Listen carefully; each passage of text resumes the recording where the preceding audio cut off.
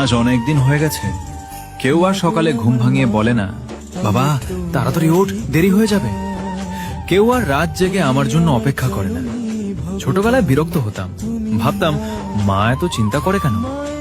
আজ বুঝি পৃথিবীতে আমার জন্য সবচেয়ে বেশি চিন্তা করা মানুষটা ছিল মা।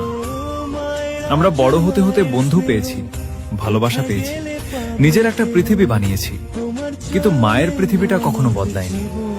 সেই পৃথিবীর নাম ছিল তার ছেলে।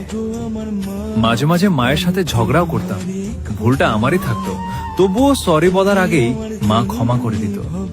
আজ খুব ইচ্ছে করে আবার একটা ঝগড়া করতে, তারপর শুনতে, আচ্ছা ঠিক আছে, আর রাগ করে থাকিস না। কিন্তু কিছু ইচ্ছে আর কখনো পূরণ হয় না।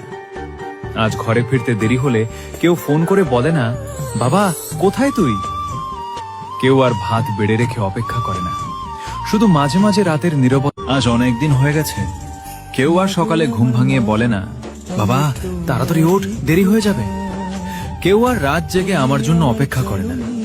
ছোটবেলায় বিরক্ত হতাম, ভাবতাম মা এত চিন্তা করে কেন।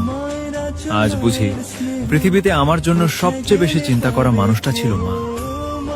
আমরা বড় হতে হতে বন্ধু পেয়েছি, ভালোবাসা পেয়েছি, নিজের একটা পৃথিবী বানিয়েছি, কিন্তু মায়ের পৃথিবীটা কখনো বদলায়নি।